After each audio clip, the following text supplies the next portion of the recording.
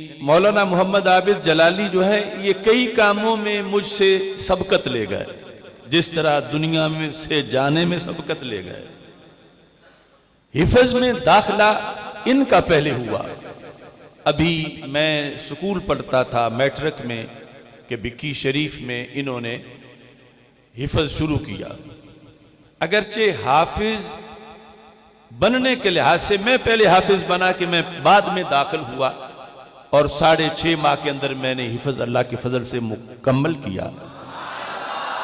लेकिन हमारे खानदान में सबसे पहले जो बच्चा जामिया मोहम्मदिया नूरिया रिजविया बिक्की शरीफ में दरवेश के लकब से मुलक्कब हुआ और हिफज शुरू किया वो मोहम्मद आबिद जलाली साहब ने। इसके बाद फिर आपने वो स्कूल की जो पढ़ाई थी उसकी तरफ मुतवज्जे हुए और फिर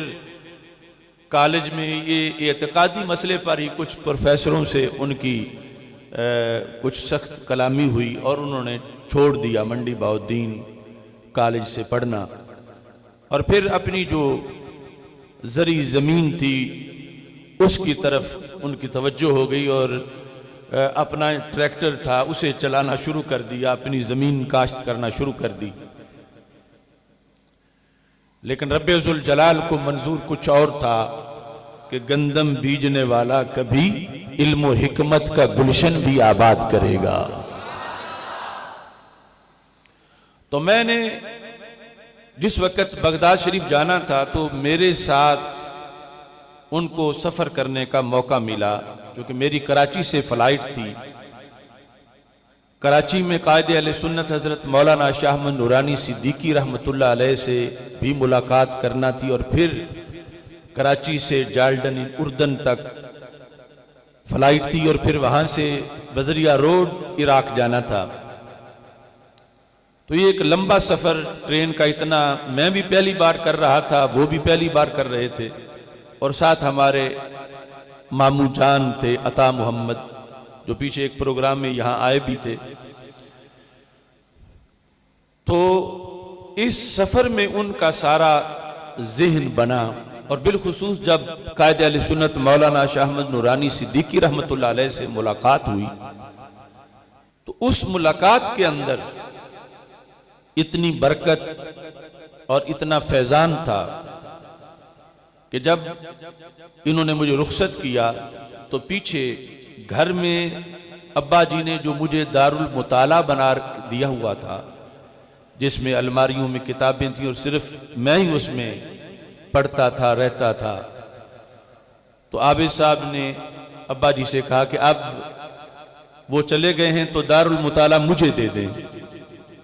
इसमें मैं पढ़ूंगा। तो अब्बा जी ने यानी घर के अंदर के बिल्कुल अलग थलग और बैरूनी भी कोई मुदाखलत ना हो और बिल्कुल ये जुदा भी रहे, तो मैं यानी जब दरस निज़ामी के मराहिल में था तो उस वक़्त ये दारुल मुताला जो अब भी कायम है हमारे पुराने घर के अंदर, तो मौलाना मोहम्मद आबिद जलाली साहब ने उसमें रिहाइश इख्तियार की और मेरी किताबें जो थी उनकी लिस्ट भी बनाई, उन पे नंबर लगाए और इसके साथ ही फिर आपने वहाँ पर स्टडी शुरू की और मेरे वापस आने तक उन्होंने प्राइवेट इम्तिहान दे के FA मुकम्मल किया और दीनी तालीम की तरफ उनका ये शौक़ था कि जब मैं वापस पहुँचा तो मुझे उन्होंने तन्हाई में कहा कि अगर आप मुझे सारा पढ़ाएं फिर तो मैं इल्म दीन पढ़ूंगा और वैसे मेरा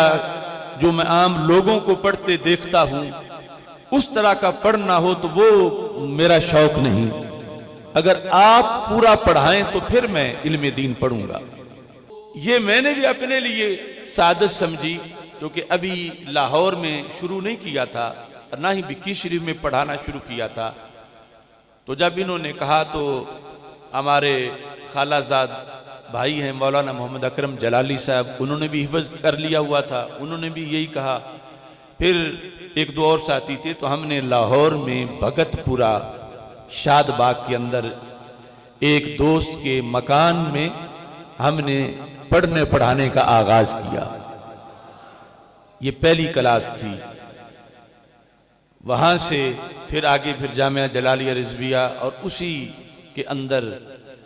इन्होंने अल्लाह ताला के फजल से तालीम मुकम्मल की। और मैं